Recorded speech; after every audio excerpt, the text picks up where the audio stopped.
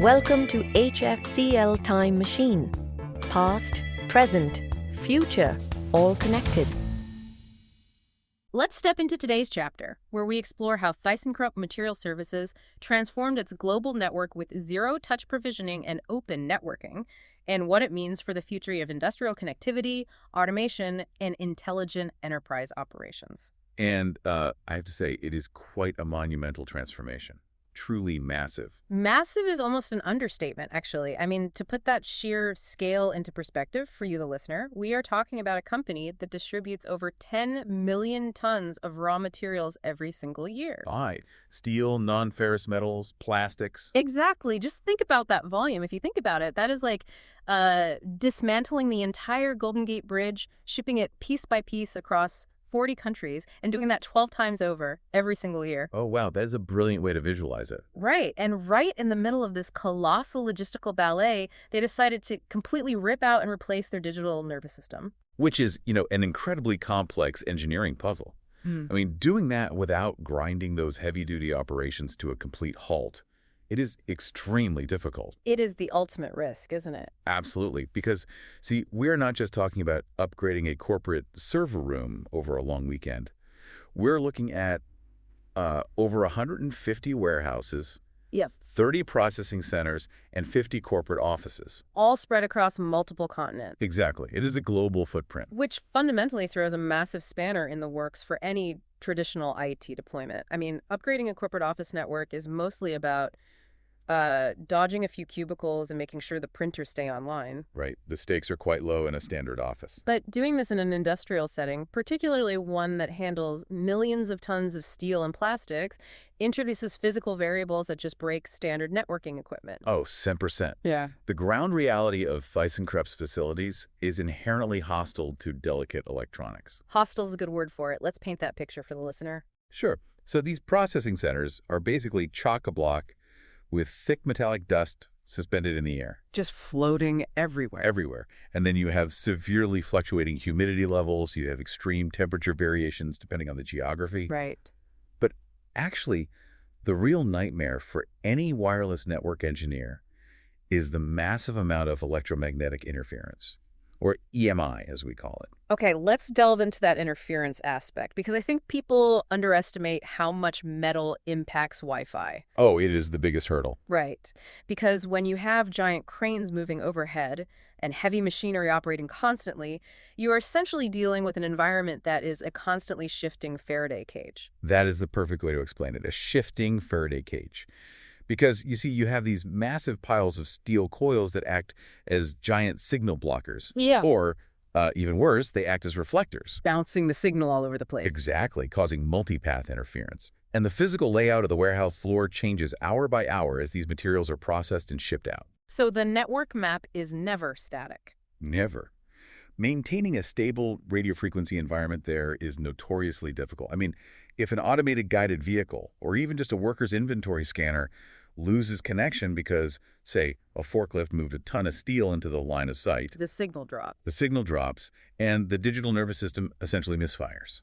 And the physical muscles of the operation simply cannot coordinate. Precisely. And this was exactly the problem.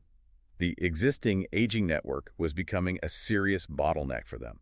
Because they have all these digital transformation initiatives they want to roll out, right? Yes, they were wanting to integrate highly sensitive industrial IoT sensors. They need real-time inventory tracking, seamless order processing. But none of that yields any ROI if the network drops every time a gantry crane passes by. Exactly.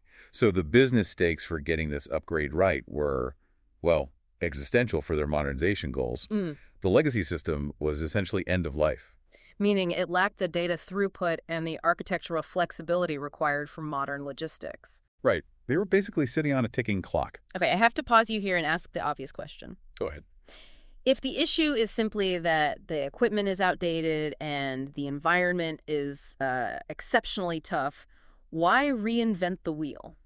Ah, I see where you're going with this. I mean, why not just go to one of the traditional enterprise networking giants, buy their most expensive ruggedized outdoor routers, bolt them to the ceiling, and call it a day? See, buying the toughest box on the market solves the physical problem.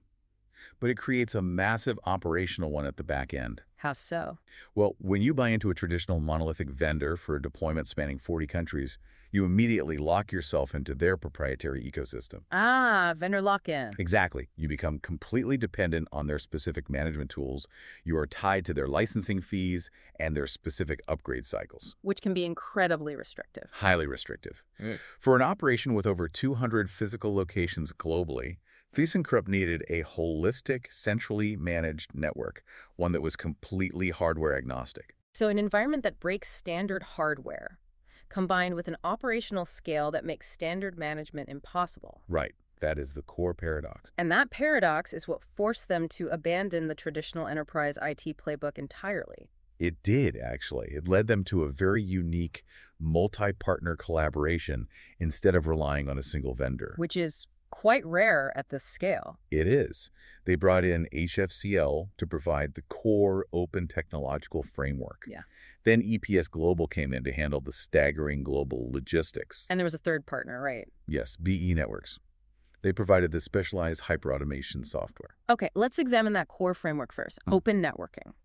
Because this concept is gaining a lot of traction, but it often gets muddled in marketing speak. Oh, constantly. People Yeah. use it as a buzzword. Right, but at a foundational level, is it akin to, say, the difference between a closed mobile ecosystem like iOS, where you have to buy their specific hardware, versus an open ecosystem like Android? That is a very accurate analogy. So with Android, the underlying software can run on devices manufactured by completely different hardware companies. The analogy holds up very well in this context because in traditional legacy networking, if you use vendor A's controller, you must buy vendor A's access points. They only speak their own proprietary protocol. Exactly. But Thyssenkrupp opted for HFCL's open Wi-Fi firmware. Now, what this does is it basically decouples the control plane from the data plane. Breaking the vendor lock-in completely. Right. It provides the flexibility to integrate access points from completely different manufacturers if, say, the market shifts in the future. So you are not stuck. You are never stuck. Regardless of the hardware's origin, everything is managed seamlessly through a single HFCL cloud controller. That is huge. It is. It ensures the company's IT roadmap is never held hostage to a single vendor's pricing structure or supply chain issues. But I have to play devil's advocate here for a moment. Please do. Open networking sounds fantastic in theory, but it is notorious for having a highly fragmented support model. The troubleshooting nightmare. Exactly. I mean, when the Wi-Fi drops in a German processing center and a massive gantry crane stops moving, who do they actually call? The hardware vendor. The software guys. That is the classic problem. Right, because avoiding vendor lock-in usually means the enterprise ends up playing system integrator themselves, trying to force incompatible devices to talk to each other. How do they avoid that trap? That is indeed the critical flaw in many open source deployments. But they mitigated it entirely through HFCL's overarching cloud architecture. Okay, how does that work? The cloud controller essentially acts as the single pane of glass. It standardizes the telemetry coming from the hardware. So it translates everything into one language. Basically, yes. So instead of pointing fingers at different vendors, the IT team has a unified diagnostic dashboard. It instantly isolates whether it is an RF interference issue on the floor, or a firmware glitch, or an actual physical hardware failure. Ah, I see. So they centralize the intelligence. That makes perfect sense. It streamlines the entire operation.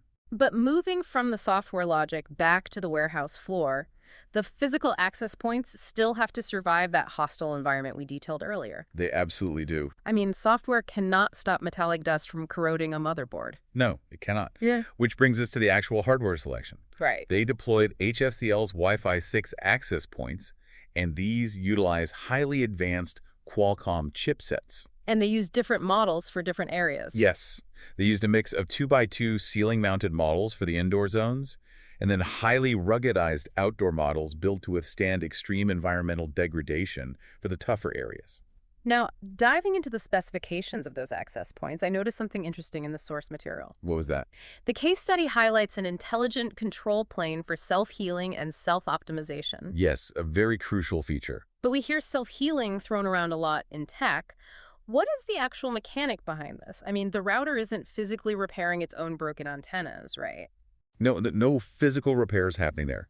It basically comes down to continuous radio frequency monitoring and dynamic beamforming. Okay, let's go back to our moving crane scenario to explain this. Perfect.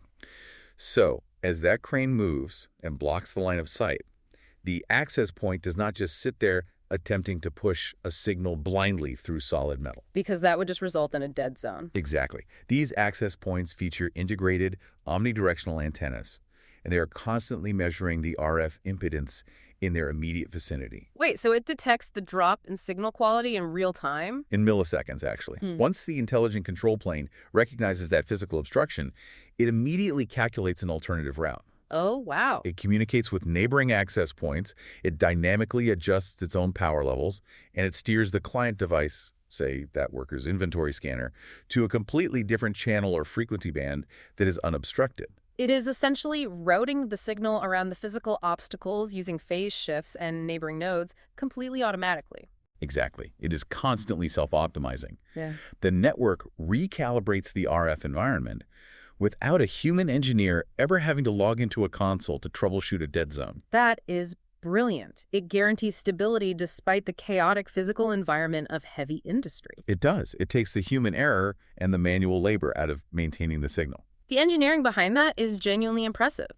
So they have open software to maintain agility, and they have intelligent, self-healing hardware to conquer the environment. Correct. But that brings us to what I consider the most daunting hurdle of this entire case study.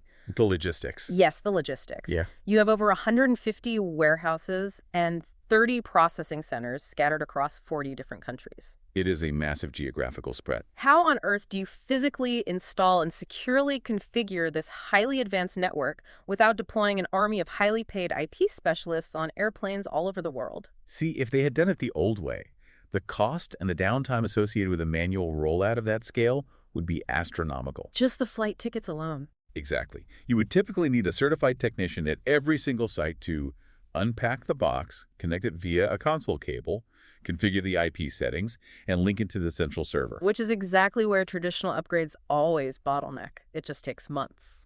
But this deployment relied on the concept of zero-touch provisioning, or ZTP. It is truly the secret weapon of this entire transformation. Okay, let us unpack the mechanics of zero-touch provisioning, because it sounds like magic, but obviously there is some heavy logistical and software engineering making it happen. Oh, definitely. A lot of orchestration in the background. So how does a completely blank piece of hardware securely find its specific configuration in the cloud without getting intercepted or requiring local input? This is where the ecosystem of partners really shines. EPS Global, acting as the distributor partner, utilized its massive logistics network across North America and the EMEA region, Europe, the Middle East, and Africa. Right. But they did not just act as a courier service dropping off boxes. They handled the pre-staging. Wait, pre-staging the hardware before it even ships? Yes, essentially. Before any unit left the distribution center, its MS address and serial number were pre-registered into the central cloud inventory. And the hardware was shipped with the base operating system already installed. So let's visualize this. When a box arrives at a remote processing center in, say, Eastern Europe, what actually happens next? It is brilliantly simple. A local worker who needs absolutely zero networking background just takes the access point out of the box, mounts it to the ceiling, and plugs in the Ethernet cable. And that cable provides both data and power over Ethernet. Exactly. The moment that device boots up, it requests an IP address from the local network via DHCP. Standard protocol so far. But then, using predefined DNS records or secure boot process, the access point automatically reaches out over the internet to the central cloud controller. It essentially phones home. Yes. It says, I am serial number XYZ, where do I belong? And this is where BE network system, Verity, takes over with what they term hyper-automation. So Verity matches that specific serial number to the pre-registered profile for that exact warehouse. Instantly. It establishes a secure, encrypted tunnel, usually IPsec or TLS, and automatically pushes down the specific configuration profile, the security policies, the RF parameters, and any required firmware updates for that exact location. That drastically changes the deployment math. I mean, you are entirely decoupling the intelligence of the network from the physical installation process. That is exactly what it does. A local facility manager just plugs a box into the wall, and the central brain in the cloud adopts it, configures it, and integrates it into the global network in minutes. It is seamless. And Verity continues to manage the entire life cycle. What do you mean by life cycle? Well, think about maintenance. If a forklift damages an access point 3 years from now, the process is identical. Oh, I see. You just mail a replacement box, plug it in, and Verity automatically provisions the new unit to inherit the exact configuration of the broken one. That is incredible. It completely slashes the on-site technical requirements and severely reduces the total cost of ownership. It really does. It turns a massive IT headache into a basic shipping task. So, having dissected the environmental hurdles, the shift to open networking, the self-healing hardware, and the sheer logistical elegance of zero-touch provisioning, we need to look at the ground reality of the results. The final verdict. Yes. What is the objective verdict for Thyssenkrupp after this global overhaul? The results were genuinely transformative. By moving to Wi-Fi 6, they achieved vastly superior throughput and device density handling. Meaning more sensors and scanners can connect at once? Yes, and the self-healing mechanisms drastically reduced operational downtime, meaning those automated vehicles and IoT sensors finally had the stable connectivity required to function in a high EMI environment. So the physical muscles of the operation are seamlessly coordinated again. And what about the cost and management side? Very positive. By utilizing zero-touch provisioning and centralized cloud management, they significantly reduced their capital expenditure on deployment. Because they bypass the need for expensive localized IT labor. Exactly. Furthermore, because of the open network architecture, they now possess a highly scalable system. So they are ready for whatever comes next. Yes, they have effectively future-proofed their infrastructure. They retain the agility to adapt to new technologies without any vendor lock-in. It fundamentally reshapes their digital foundation. Yep. And we do have a rather definitive data point on the success of the implementation from Marco Decker, the head of connectivity SDNet at Thyssenkrupp Materials Services. Yes, he stated, "Thank you very much for supporting us. Your products are amazing, and I can only encourage everyone to take a look at the product line of I/O by HFCL." That is high praise. It is. And while it is a strong endorsement, what is critical to note here is that massive industrial players simply do not offer public praise of infrastructure overhauls unless the implementation genuinely solves the underlying operational nightmares. Absolutely true. It is a testament to the engineering synergy. I mean, HFCL, EPS Global, and BE Networks didn't just ship hardware. No, they provided a framework. Right. They architected a comprehensive solution that turned a logistical liability into a strategic asset. Which brings me to the broader implications for our listener. Yes, the big picture. Because you might be listening to this right now and thinking, well, I don't run a global steel distribution empire, so how does this apply to my field? It applies to almost every sector, actually. Exactly. Whether you are managing healthcare IT, a retail supply chain, or even modernizing a mid-sized manufacturing plant, what is the core takeaway from this case study? For me, the core takeaway is the democratization of enterprise agility. I like that phrasing. Expand on that. Well, for decades, the narrative was that heavy, physically demanding industries were doomed to slow, rigid, incredibly expensive IT cycles. That you just had to accept the clunkiness. Exactly. But open networking and zero-touch provisioning prove that is no longer the case. Even the oldest legacy industries can operate with the network agility of a Silicon Valley startup. It is a masterclass in utilizing centralized software intelligence to solve decentralized, real-world physical problems. The paradigm has fundamentally shifted. The flexibility to choose your hardware while maintaining a unified automated management system is no longer just a luxury. It is a necessity. Right. It is becoming the standard for any resilient enterprise IT strategy. That is a profound shift in how we approach legacy infrastructure. Which leads me to a final thought I want to leave you, our listener, to ponder today. Over to you. Take a step back and look at the oldest, most rigid, most frustrating systems in your own industry, or perhaps even in your own organizational workflow. We all have those operational bottlenecks that we simply accept as being too massive or too disruptive to overhaul. We certainly do. How could applying the principles we dissected today, embracing open ecosystems instead of proprietary lock-in and implementing automated zero-touch deployment instead of manual intervention, turn your biggest logistical nightmare into your greatest operational advantage? It certainly begs the question of what else we are overcomplicating with legacy thinking. And that brings us to the end of this chapter in the HFCL Time Machine. Until next time, stay connected to what's next. You've been listening to HFCL Time Machine.